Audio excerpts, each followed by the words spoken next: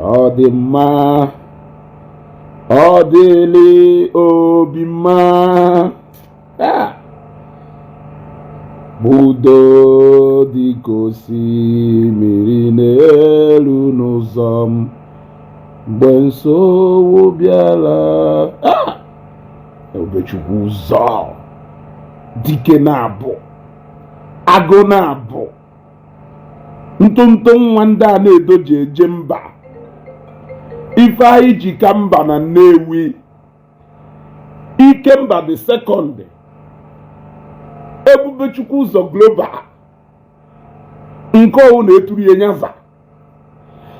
After the tribute of Senator Ifeanyi Ụba today at the Red Chamber na Abuja, oh, with a comfort to my soul and the shame to his enemies.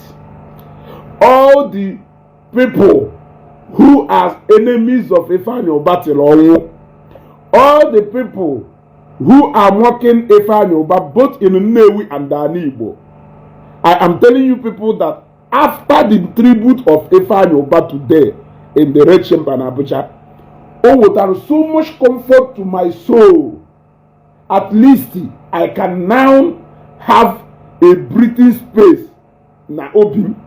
But shame to his enemies, especially those who has remained his enemies till on. Ifeanyi Ụba has left an oversized shoe na Igbo. Let us see whose leg that can fit in that shoe. Ebu dike na ogu no, ubosi ogu amaghị elu, achọba dike. Ifeanyi Ụba dike na abụ, Ifeanyi Ụba dị mkpa na abụ. Eji m anya m wee fụ. Ifeanyi Ụba ụdị mkpa na abụ, agụ na abụ, a bridge builder. Ndị Igbo, ndị Igbo, ndị Igbo, ndị Igbo, unu amaghị ife unu n'usoro. We might be ignorant, but time will show us that we have lost, that we have lost a treasure. Nnewi. I feel like crying. I feel like crying for Nnewi. I feel like crying for Nnewi. How I wish I can cry for Nnewi. So for the enemies of Ifeanyi Ụba and Nnewi, those who hated him so much that they wish him Nyanwo, you people will later in this town Nnewi mold the image of Ifeanyi Ụba in your various houses. I can see that. Tata kamu ife Nnewi luzulu. I thought na mu ife Nnewi luzulu, but today kamu nwa wezu goma ife Nnewi luzulu. Tata kamu ife Nnewi luzulu. After his tribute today, my heart, my mind will a kind of peace and the comfort na my mind. And I can only wish Ebubechukwu ụzọ a safe journey to a place of peace. Go and rest. Go and rest. This world is too stressful for you to stay with people who don't value you and people who don't love you. Go and rest. Ụfọdụ na-eche na ọnwụ if about for me, my mom nọ ndụ, my mom mee ka nghọta na ọnwụ mmeri, na ọnwụ mmeri, victory over all the stress of this life, victory over hatred, victory over ndọkasị ahụ. Onwu the final victory. Onwu the final victory. Nnewi, Nnewi, Nnewi, Nnewi, not local government. You Nnewi emecha ese ogono defa. For all the lovers of Ifeanyi Ụba and Nnewi, those who despite some errors, those who despite some errors that made him a human being just like us, they still loved him till on. Today I have comfort in my soul. But today again, what did they bring the culture comfort to my soul? The quality and the weight of the man. We will all this while, but we were playing jokes with him. How I wish that people knew. How I wish that people knew. Tell me, even Ifeanyi would come as the current President General of Igbo. I can only compare Ifeanyi Ụba to that of Dean Ikemba or the Ojukwu. Onye ka ewu na Nnewi. Onye ka ewu na Nnewi Mugolu. Mfulu today and sincere. Betrayal Ifeanyi Ụba ji wee draw closer. Onye ka ewu na nda spanda mechiri afia by 12. Onye ka ewu na spanda na Balogu ye mechiri afia by 12. Ifeanyi Ụba udike. Nguma na amu ya amu no ndu ngwa. We will want to see the kind of mark you will make. We want to see how people will feel na your absence. Ifeanyi Ụba may not be here today, but I believe that after what the family will see today, Ifeanyi Ụba he touched everywhere. This is my own tribute to him. But I am happy that I am giving this tribute with joy in my heart. Ifeanyi Ụba I saw the way this young man is just one day I was having a discussion with my friend. Only with them now today, we are not more like in talking terms. But I was having, he's a friend that usually I may discuss more about and if I had mega, sometimes we can argue, we can do a lot of things. I remember during the time of Kosharis, we argued a lot because Kosharis is from side but Ifeanyi Ụba, the man who loved so much a long time ago. So that day we were arguing. We are not arguing. We are just talking about Ifeanyi Ụba. We say, now my fear every time on Ifeanyi Ụba is that na people like Ifeanyi Ụba ada anotaka. Osin na mpaye ekuda na ifa. Osin na mpaye ekuda na ifa. Shina asa Jane Ibekwe. If you ever drop any comment concerning Ogechi and whatever thing here, I will block you immediately. Blue that your Nzuzu seen at this page, poor. ABC. If you drop any post to this wonderful moment, are you not from Nnewi? Why can't you go and talk to Ogechi? If you drop that comment here again, I will block you. This is not the time for messing around. You can take that to another page. Don't drop any comment here again, otherwise I will block you. I will block you immediately. I will block you immediately. I will not say it again. I will not say it again. Owesim nampaye ekukwale ye. Nampaye ekukwale ye. Nampesode na no ne Ifeanyi Ụba anya. No na for somebody duko ne memba. Yeah, he was behaving as if he was hurrying to somewhere. He touched the sports industry. He touched the media. He touched everywhere. He conquered the business field. Ifeanyi Ụba conquer Africa in business. Okay, go and hit in Nayon and Nnewi. Go and hit in Nayon and Nnewi. Come on, Zuzuru Seba po. You won't be Ibekwe wu Ogares Nemeka Malaki. Zuzu po. A lot of you will Zuzu out of my page this night because of Ifeanyi Ụba. Ndala on na chonye ya agbo geshi saga. Gbawukwa no wu na saga ebe a. Ono na gbawu wu na saga ndala. You want to go? So, I saw a man who conquered Africa in business, who conquered Belgium, conquered a lot of countries. A lot of people should find about their mates, even when it comes to business. What affected Ifeanyi's business so much in Nigeria was his involvement into politics. And he knew, but he still never want to go back.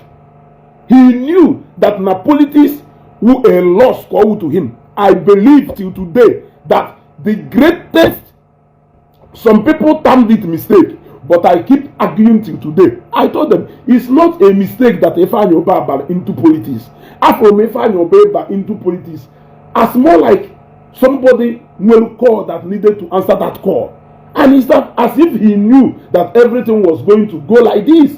He had an opportunity to retreat, but he kept moving. Politics lost. If there is anything Ifeanyi Ụba venture that no gain or anything, it is politics. You can't say that Ifeanyi Ụba gained anything in politics. It was politics that destroyed his business till today. Yes, Ifeanyi Ụba dominated Congo. Go and ask anybody who know about capital oil in Congo. Ifeanyi Ụba is not your kind of regular businessman you see around. For people who keep spreading rumors, he was borrowing, he was doing this, he was doing that, he was doing that. They were all spreading lies. The fact is that Ifeanyi Ụba will flop, just like every other man, like me and you. Tribute Allen Onyema touched me again. Allen Onyema said that he was on the same flight with Ifeanyi Ụba, flying to Lagos. Then, Ifeanyi Ụba no kata boy na plane we see. Allen, sometimes I wonder how you cope with this your airline business. I know that this airline business is a business that requires a lot of funds. Like it is a capital project. It is a business that requires a huge capital. And say yes. So say sometimes I think on your behalf how you manage to cope in this business. Do you know the next thing there is one thing you can try to dispute about Ifeanyi Ụba everything, but one thing you can never take away from Ifeanyi Ụba is that Ifeanyi Ụba loved every Igbo man. As far as Afaru Wafi Igbo, Ifeanyi Ụba loved Igbo race. I can honor into today, but I can still say it na his grave. Ifeanyi Ụba is an original Igbo man. Love him, hate him, say anything about him. We want to see how you are going to even make a single, even quarter of the legacy Ifeanyi Ụba lived at 52. Look at 52, his landmark and his footprint is all over Kano, is all over the northern, is all over the western, is all over Igbo, is all over Nigeria. Tribute was flying in from both the north, from both the west. Who has ever made that impact within the age 52 years? Ifeanyi Ụba no Londo. And you think Ifeanyi Ụba is your mate? You think Ifeanyi Ụba is your mate? Allen, I have some money lying somewhere that I am not using. I will want to give you that money. Use that money and give it back to me when you have it. Allen, see your voice here. That it is okay, no? I said, no, buddy. I'm the one who is giving you. I want to give you that money. Take that money. Use that money and give it back to me. Now, or say the thing continue. Because no airpiece can way better.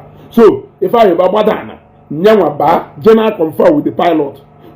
Upon him coming down from the aircraft, or what if I was still waiting for him? If I put a question, Allen, about what we discussed, I want to give you that money. Use that money. Allen say, yeah. Allen, when I say that he knows that Ifeanyi Ụba, he knows, no regret not collecting that money from him, because that Ifeanyi Ụba, he knows, would have given that money to another person. And even they would tell no how you wish you got that money. Because if I believe family a long time ago, if I will family not too long ago, for the man they told you he is broke, he is this, he is just trying to go into politics so that he can make money, he is broke, he is begging. You hated him. You hated him. Yeah? He sacrificed everything he has. He sacrificed the success of capital oil and gas. We were all in this country when facility Jetty Ifeanyi Ụba was the highest in the whole Nigeria. He topped Otedola and the rest of them. When the facility the highest in Nigeria, Ifeanyi Ụba was dispersing above 40% of petroleum products the whole Nigeria they use. Yet we never valued him. We never valued a man who at his early 40s to late 30s was able to make such kind of achievement. People said he doesn't know how to do business. Ifeanyi Ụba is not a good. Ifeanyi Ụba, we all knew more than 10 years ago when Ifeanyi Ụba celebrated his 40 years birthday. What it should tell you is that Ifeanyi Ụba set up Capital Oil and Gas, one of the top leading oil firm, indigenous oil firm in Nigeria, when he was still 30-something years. This is a man you are calling a failure in business. How many of his mates achieved what he was able to achieve at that early stage of his life? The fact is that the silly politics and dirty politics and a man in Nigeria ruined half of Ifeanyi's fortune, but he never gave up. But what of the people on Anolo Goa? He suffered a lot of hate among his people. You are wasting your time.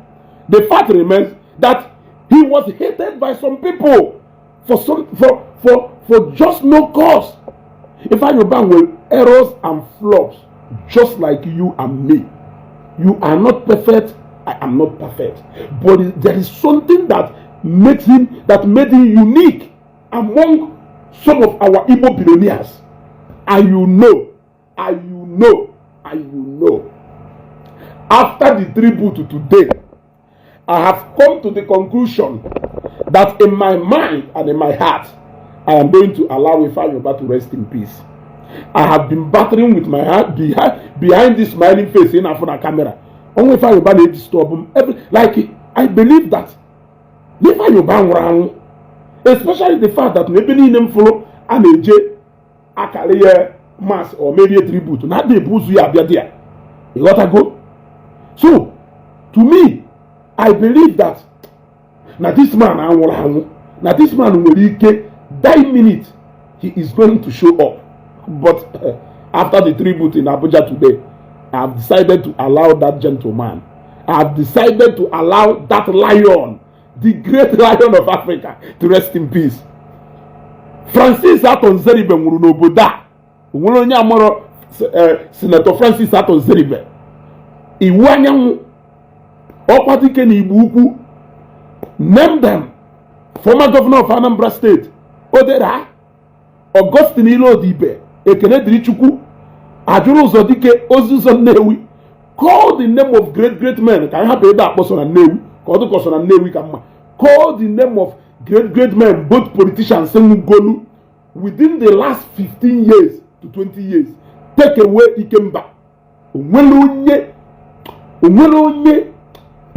Oh my God. People mourn. You may hate him. But look at how Ndelade Osiwe now mourn. Ndelade mourns every minute. Because at every slightest time, Ifeanyi Ụba will share.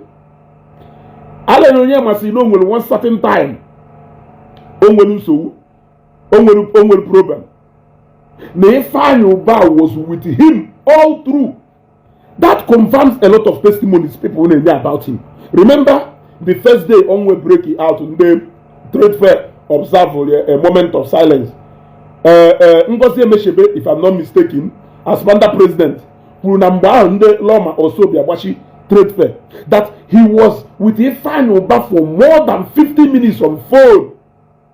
And na phone, Ifeanyi Ụba Popata commissioner for Ghana na Lagos State. Hapagido with the man or do call you Popata the governor at the call. Governor will call the commissioner always here. If you know what Ifeanyi wants, do it. Ifeanyi Ụba a legend.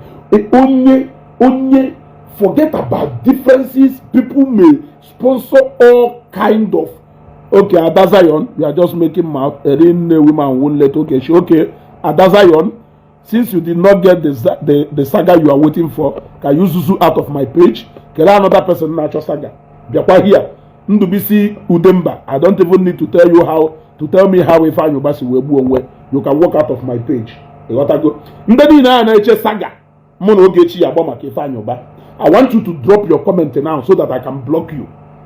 Now that I have decided in my soul to allow Ifeanyi Ụba to rest in peace, drop one another comment about saga. Okay, Kenny Eze, let me block you immediately. Kelebeno, let me block you immediately. Sorry. Let me block you immediately. You gotta go. Ebubechukwu ụzọ na Nnewi. Ndị Nnewi emecha banyamanyamo. There may never be another Ifeanyi Ụba in Nnewi anytime soon. Ifeanyi Ụba may mean different things to different people, but the fact remains that Igbo sake ekpekpele not to lose Ifeanyi Ụba. Ifeanyi Ụba may mean another different things to different people, but ndị Igbo ake ekpekpele ka ndị Igbo ghara iluse Ifeanyi Ụba.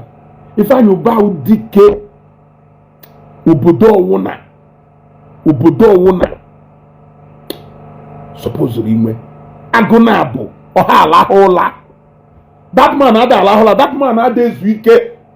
That man ada ezu ike. And it's even of recent ka all those people na-akpọ political failure.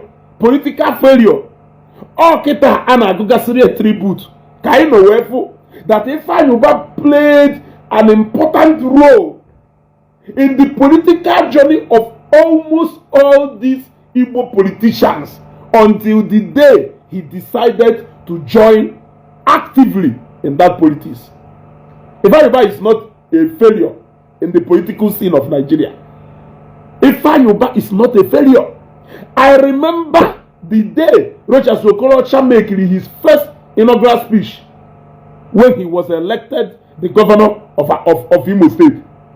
Rochas Okorocha said, and I quote, "I dedicate my victory to three people. Number one, the people of Imo State." No, he said number one, God. Number two, the people of Imo State. And number three, Mr. Patrick Ifeanyi Ụba.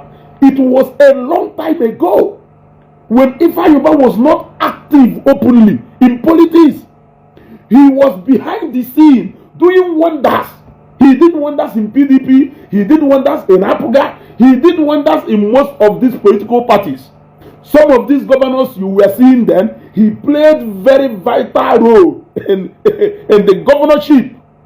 In the governorship of almost all of them. But some of them called him failure in politics. Ifeanyi Ụba did not fail in politics. Ifeanyi Ụba did not fail in business. Ifeanyi Ụba did not fail. Ifeanyi Ụba achieved success in all these things. He is a fighter. That is one thing you can never take away from him. Nnewi nwere ife nwe. I'm not praying. I'm not praying for Ifenwelu ka o si wee do ka ọ dakwasa Nnewi.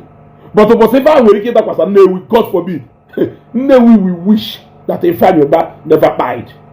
I'm saying that because on that day, onye ọ na-esi etu akụkọ sichaa aka n'azụ, eburu millions dọwacha n'azụ.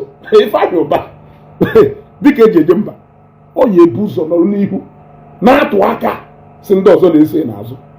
We were hearing a lot of things that were going behind the scene. He was a good man. A lot of people misjudged him.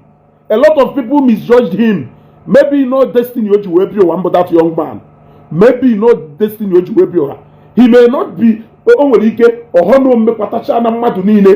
but he may make mistake.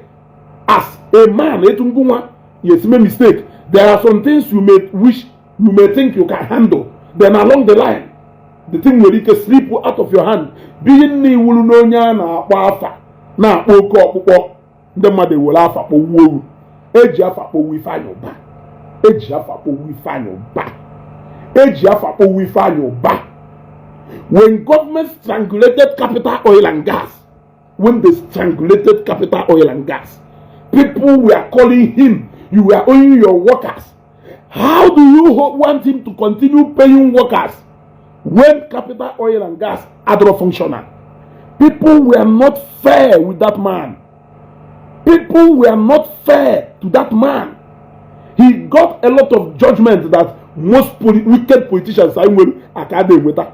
But people were considering that, no, instead of Ifeanyi Ụba, this person, cowards.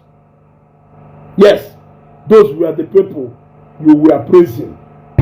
Why a man who ọ na-eme nnenecha nnọọ some of the things Ifeanyi Ụba melu mgbe o winu senate ajụọ m biko constituency project ya constituency development fund owe ego one I am asking you how much is constituency development fund ego ne ka ọwụ makwa ife Ifeanyi Ụba melu as a senator.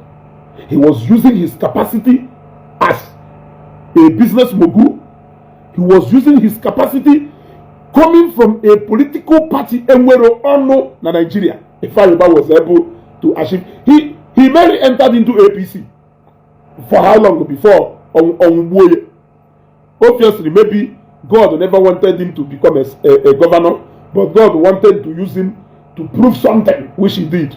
Ifeanyi Ụba, that kind of man, I don't think no will anything doka impossibilities nanye. Mgbe Ifeanyi Ụba nwụrụ ka nna wee ma na onye ọ na ya nwụ ọnwụ Ikemba first gosiri m da na ntụ ọsọkwa ogodo na Ifeanyi Ụba nwa agba o nwere enyi nwoke mụ na ya na-ada n'ụwa na Lagos nnọkọta asị nya na mụ kwetalụ na ọ na-eme nnọkọta ọdụ nka ya sị na mụ kwetalụ na Ifeanyi Ụba dụkọ sọjiri ka o jere ime wee nwụọ ọ sị m ka ife nji wee kwuo nwezie nọọsụ sọjiri aya agba mmadụ ọgwụ onye ahụ adọ unconscious ya enwe control over ahụhụ ka ọnwụ ahụ nwere ike ịbịanwu Ifeanyi Ụba confront ọnwụ ahụ na ọ bụrụ na Ifeanyi Ụba nọ na his conscious state heart attack ma ọ another thing bịa na Ifeanyi Ụba mma nwere ike fight ya through pụta he is a fighter. Ndị Igbo lost a fighter. Ndị Igbo lost a fighter. With this tribute they made the man, it becomes a point of unity among Igbos, a unity gathering. People you never imagined came out in Abuja because of Ifeanyi Ụba. People you never imagined, they came out in mass because of Ifeanyi Ụba. Allen Onyema was everywhere. These are the people who recognize the impact of Ifeanyi Ụba in their businesses. Forget about people ụfọdụ ndị na Nnewi. Faga ebe anya mo. Jenu buru afọ okpoko unu zụọ. Ifeanyi Ụba ha si na Senate. Onye ahụ ọ na-agụkarịcha jerezie Senate. Iro Senate ịta ya ata. Iro Senate ịta ya ata. One thing we know is that there can never be any other Ifeanyi Ụba. There may be people, he has set the standard. There may be people who may be working towards beating that gap Ifeanyi Ụba they will, but there can never be any Senator Patrick Ifeanyi Ụba again. Only a lover of Ifeanyi Ụba after the tribute they enyeruye. Go and rest. Go and rest. Ifeanyi Ụba fought like a man despite all the hate. Despite all the hate. The hate was too much. Some people were hating him for no just reason. People acted as God over his business. People acted as God over his political career. They were predicting as if na this man will omeji odobirigu. Look at a man during the time of President Jonathan Nacho Ehanjova. The whole oil marketer wanted to bring Nigeria to a standstill. Ifeanyi Ụba came out in his own usual way. Ifeanyi Ụba came out in his own usual way and rolled out over 400 trucks of petroleum products. Eburie distribute na 36 states of federation. 36 states of federation to rescue ndị mmadụ from the hardship oil marketers chọrọ inye na Nigeria. Ọ optiri ụbọchị ọnwụrụ ọ ka nọ in constant conflict with oil marketers in Nigeria because he doesn't seem to agree with them. His own ideology of business seemed to be different with their own. He battled with Nupeng, Anambra State chapter. Who doesn't know that?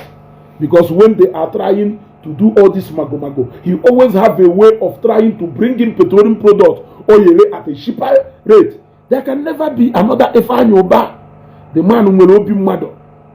If you are going to counter his successes in business, then you must be a joker. Pray that God can even make you. Pray that God can even make you to experience water of success that man experienced.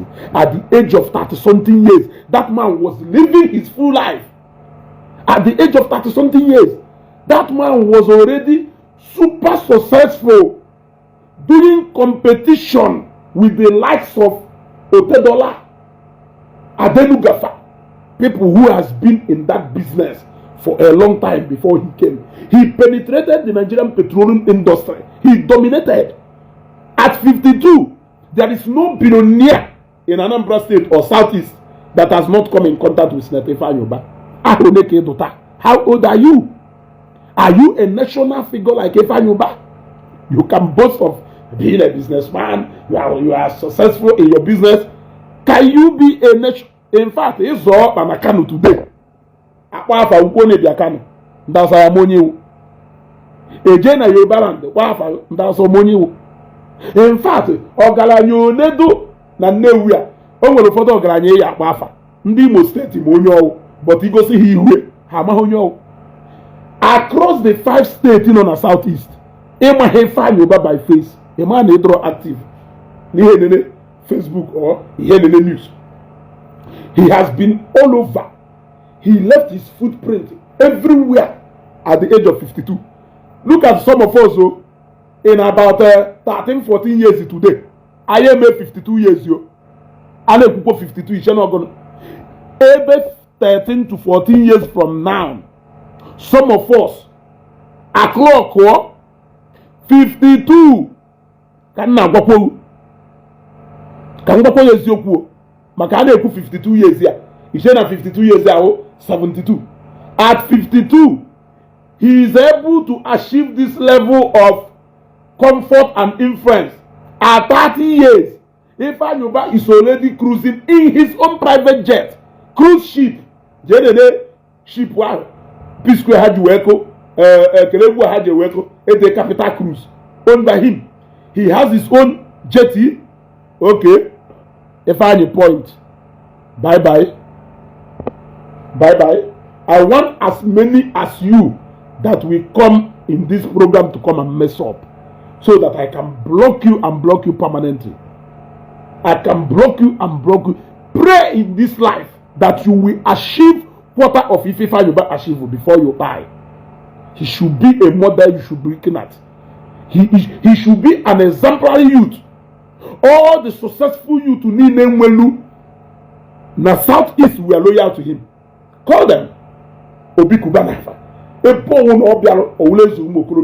Anywhere he appears, he will stay the moment. You know, you are hating a man that his grace is 50 times more bigger than yours. Pray that in this life you can achieve and touch lives. Do you know when Ifeanyi Ụba set up? Do you know when Ifeanyi Ụba set up Ifeanyi Ụba Foundation? I am asking you. Yeah? I am asking you. Only when you man go to iwe wuru onye Nnewi, we na-ekwu okwu hate on Ifeanyi Ụba. Iwe na-asị m who hated him. The man is onye Nnewi. Or they draw informed with what is happening in the Nnewi. The man is draw informed with what is happening in the Nnewi. Some people in the Nnewi, they were not fair to Senator Ifeanyi Ụba, and there will be a day I will address Nnewi again about Ifeanyi Ụba. I've done that in the past.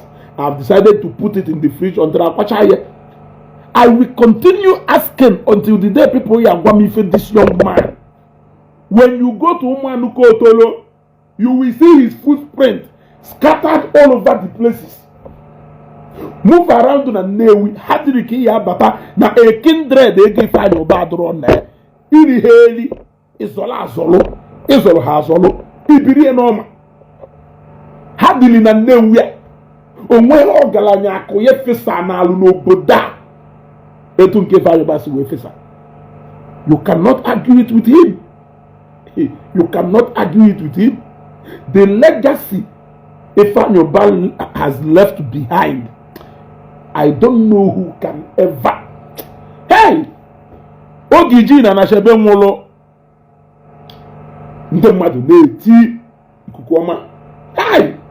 Kedu ife kpatalụ na ezigbo mmadụ aha atọ? ọnwụ onye mekwara m ife a ọnwụ Ifeanyi Ụba mere m owo ọnwụ iji na Anachebe ikuku ọma na Nnewi ọnwụ ya wụrụ m akpata oyi mgbe bịa to conclusion that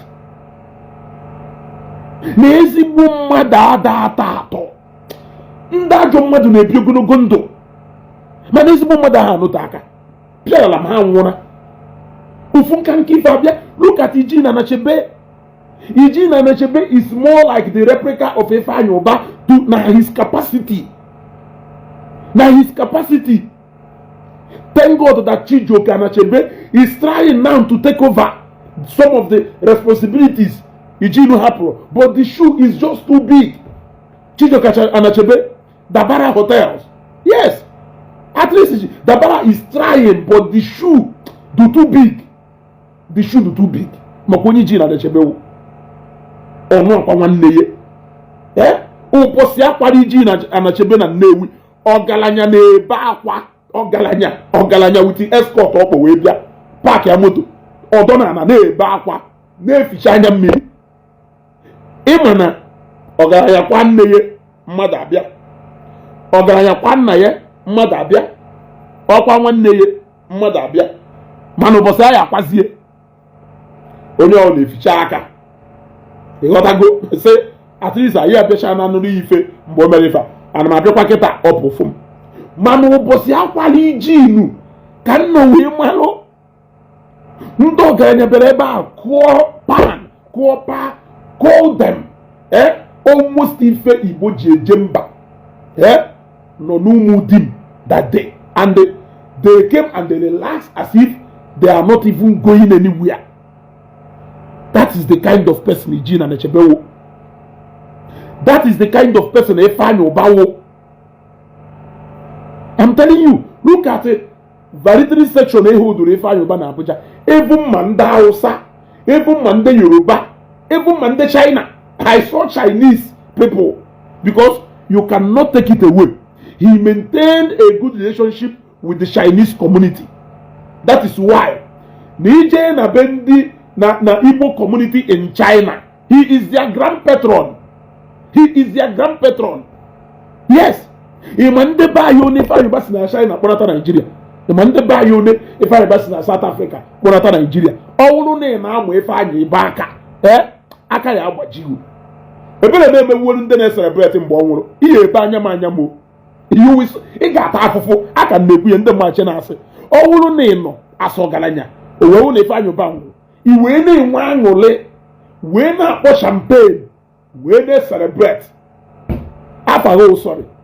Sorry is your name. Various families that are feeding off this man. Thousands of people that have become hopeless because of this man. May God forgive you. God will forgive you. May God forgive you because we definitely don't want to lose another person. May God forgive you. May God forgive you. He is not a bad person after all. Like people painted him. They painted him black. They painted him everything. But oh yeah, and oh my God. Yeah? Oh my God. Nnewi nwere Chinenya na-eme ama na ịma the gene of man because na ebe oke na ebe ogene na nwanne di ya nwanne enwe ka ọgọ na-awụrụ n'edi ama na nwanna yo na ebe oke na ebe ogene. You got to go. You see, ndị Igbo ọ na ndị Igbo mụ ife ha luzuru aya asị ọnwụ Ifeanyi Ụba mana ya doba just like ife kele onye kwudo that thing na ọnwụ gburu Ifeanyi Ụba na-atụ ya egwu because na Ifeanyi Ụba a fighter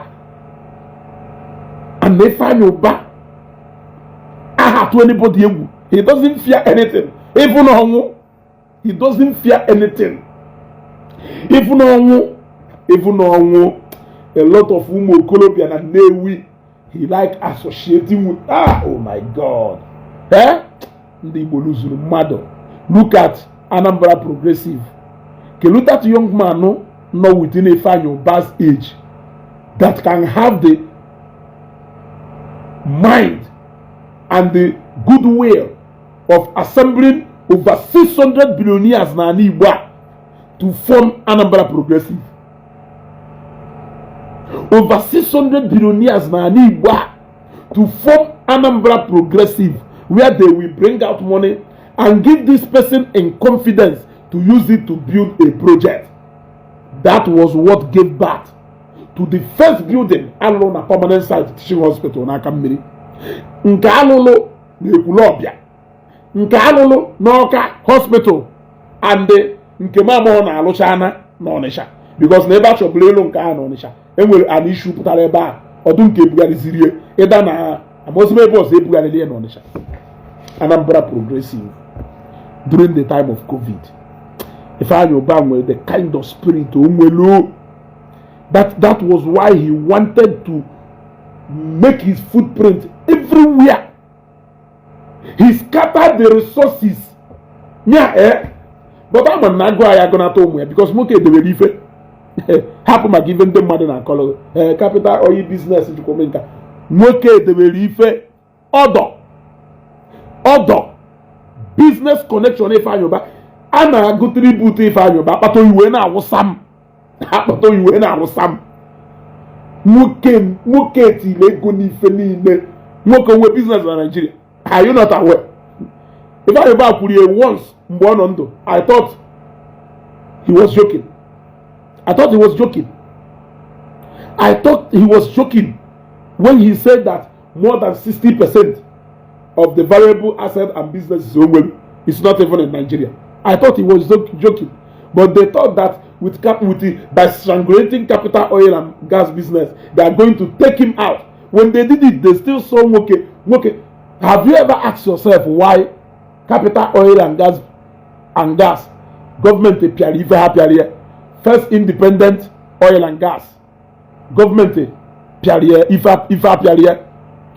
other one Capital Oil and Gas Limited, first independent oil and gas limited, Oil Force Nigeria. Have you asked yourself why they strangulated these three companies? Oil Force Nigeria, Capital Oil and Gas, first independent oil and gas. They strangulated it.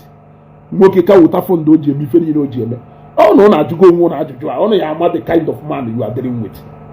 You will know the kind of man you are dealing with.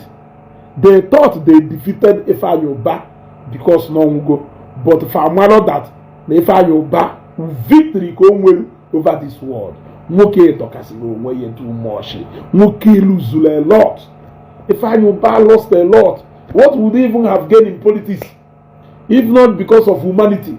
He was already enjoying his life now, his 30s. The man Ife working well assets scattered all over the federation. He had assets worldwide. Shipyard here in China. It is about him. Good and work up below mate. Good and work up below mate. Good and work up below mate. Yet, Moke achieved all these things before the age of 40. We can never have another Ifeanyi Ụba. If I can wish anything, you gotta go. If I can wish anything, it could have been to grant him 1 whole hour interview. 1 whole hour interview. Only God knows that I was already planning that in August. I was coming back on that fateful day, July 27th. If I made you for that day, for over 13 years, Adama drive home with Lagos. I pay for people to drive me back. I pay for people to come and drive me back. On that fateful day, 27th of July, I decided that enough is enough. That more ways to go. Yanya moto. See Lagos January. No one if you name bad day. I took it upon myself on that day. Na uilo. Nyemoto oko. Say I've been driving for over how many years? Why will onye moto nyamoto ta after 4 months? Or sin no moto J East. Even Kenya ji we dish. I decided to take it up upon myself. I was driving that day, that I did it.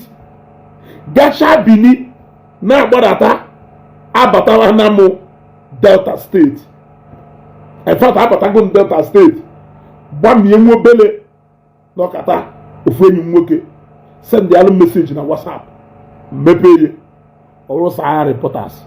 A Nigerian senator, Senator Patrick Ifeanyi Ụba, reported died in UK.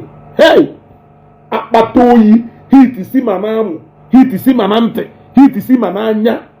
Na gosese, nde police kwụsịrị m na Asaba na Delta State about ebe 20 minutes or 25 minutes to ebe ahụ yafo. Welcome to the capital city.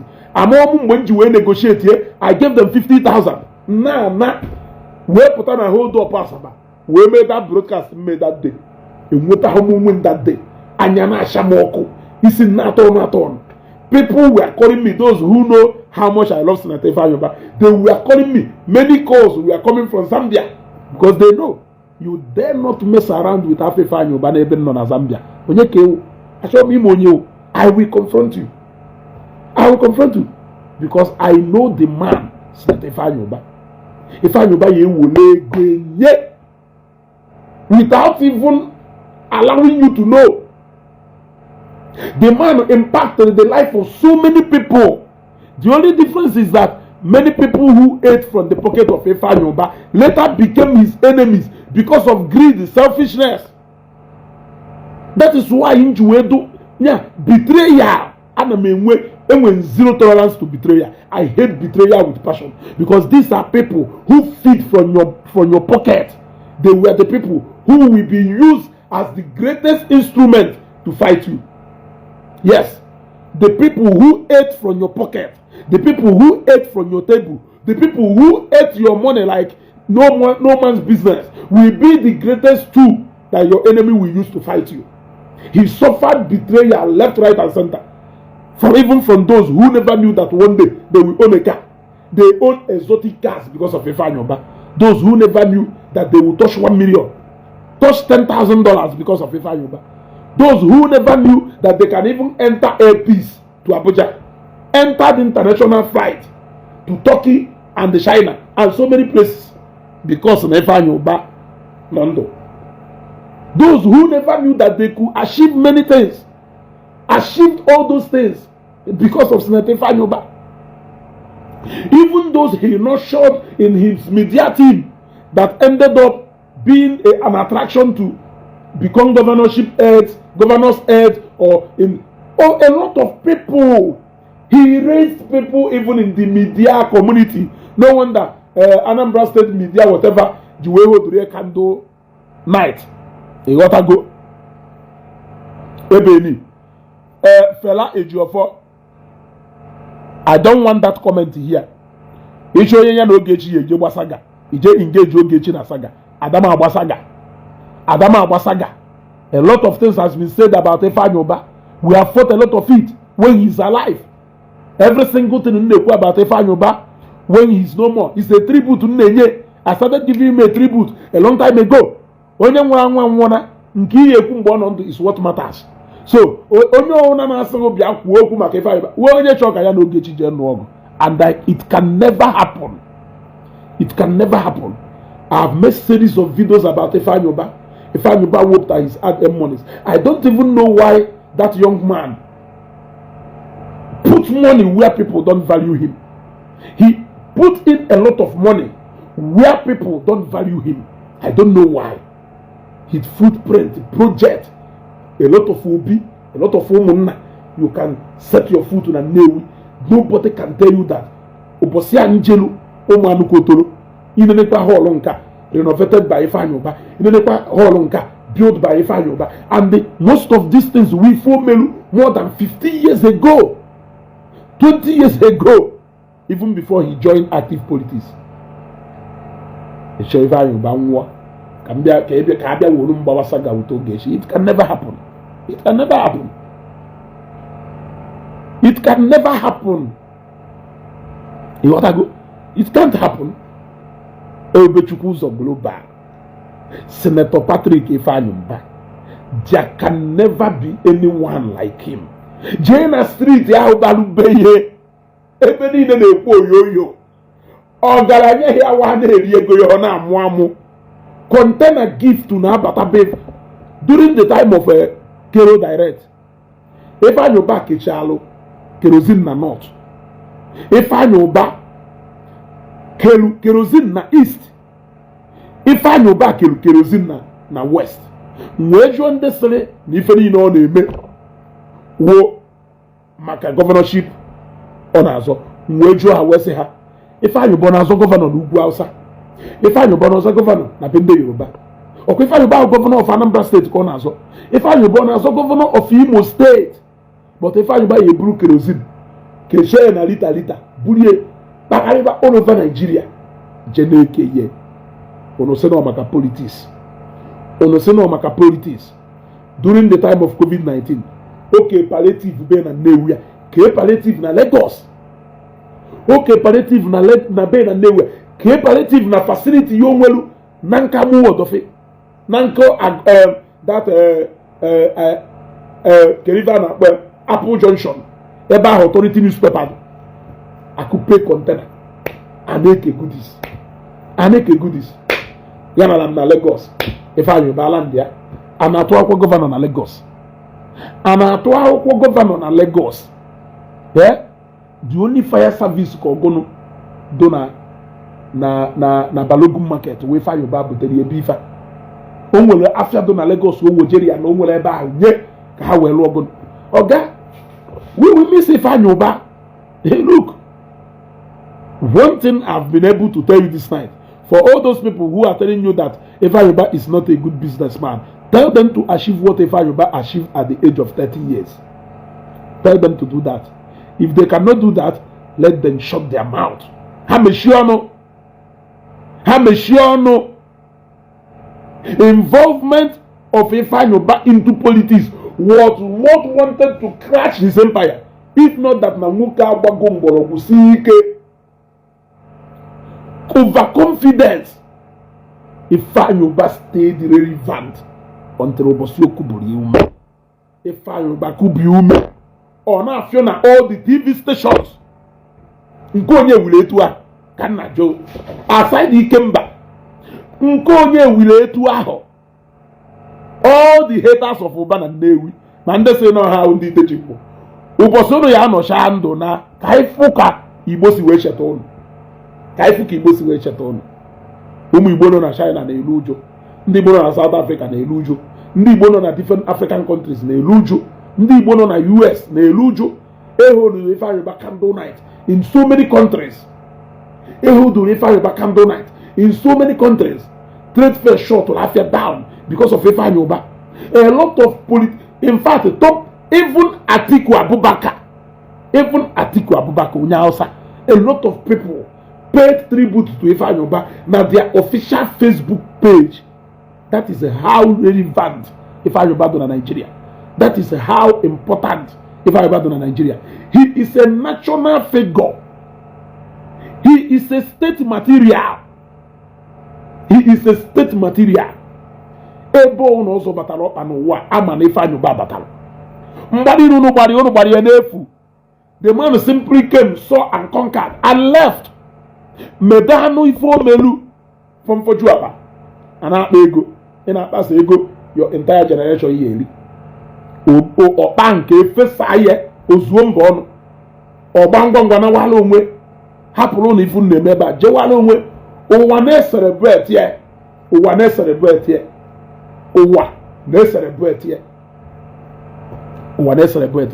All thanks to people do kachika singa na Nnewi. Those who stood by Nwoke, shaking him up and down. The men who don't make noise. You want to go? Happen to declare your enemy openly. Can the madman how would deal with her? Jane was champagne na ango.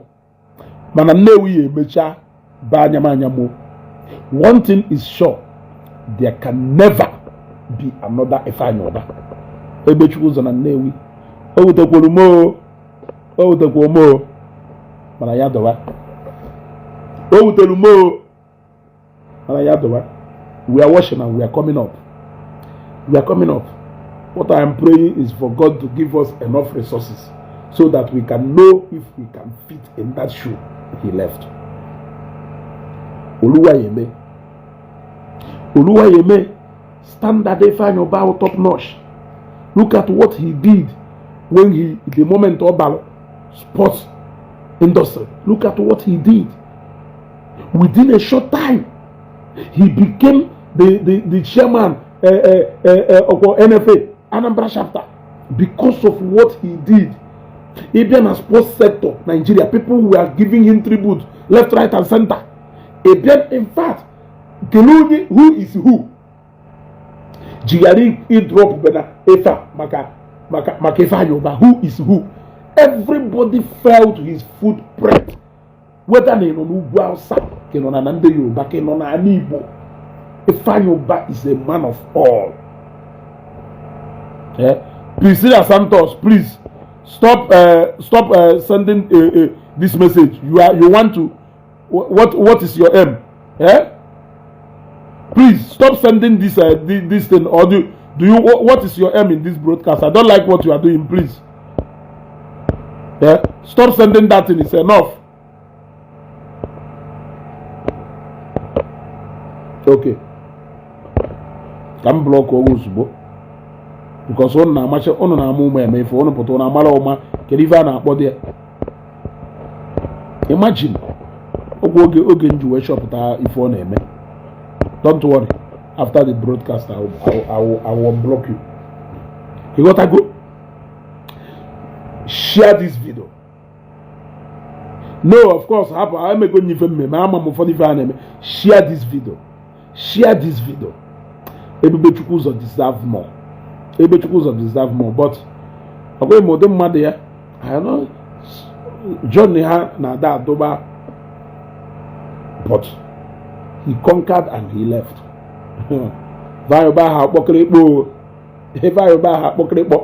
I suspected that this man, I am not Aka. Only if I knew who was it, God, you know. I suspected that this man, I am not Aka.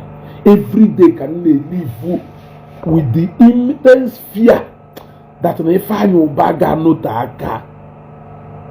Urumba actually wuye n'Enugu say, hey, na mukuko ife ekwu. Ifeanyi Ụba survive a physical battle.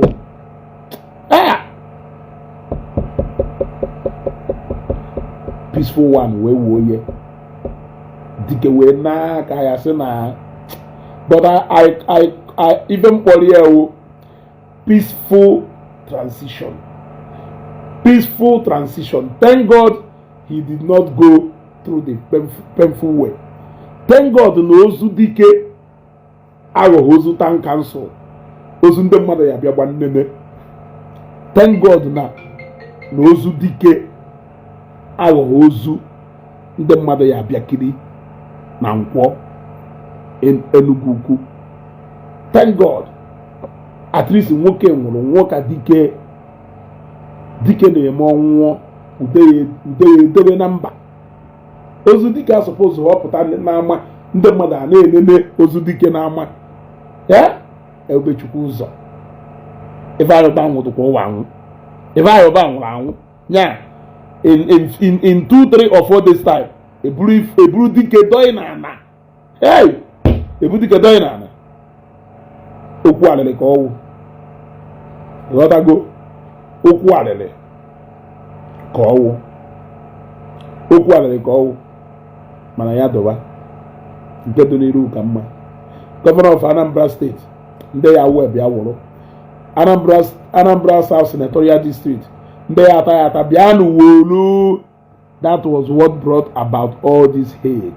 Why are you where or wonye?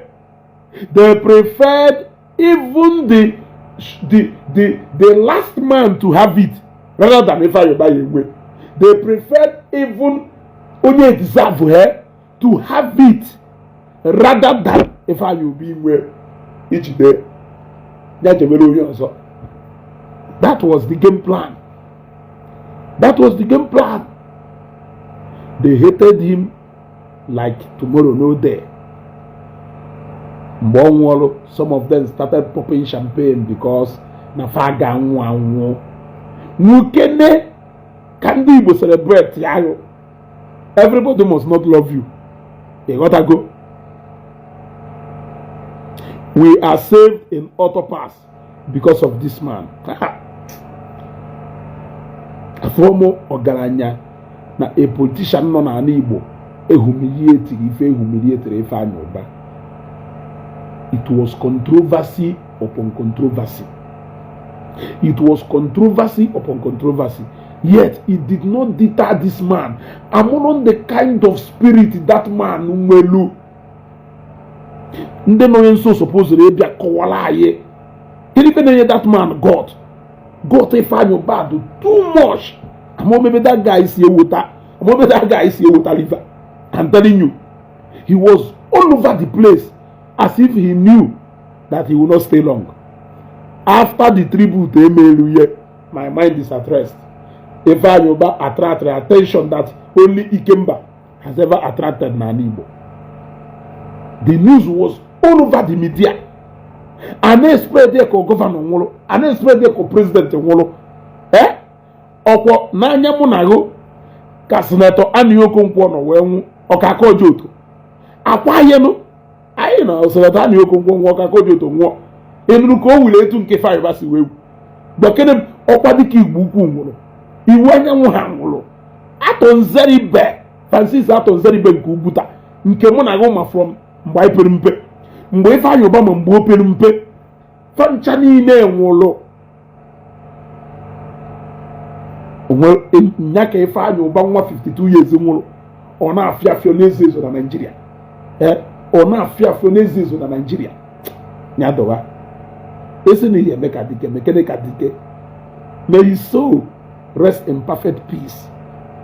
May his soul rest in the bosom of the Lord. May his soul find peace.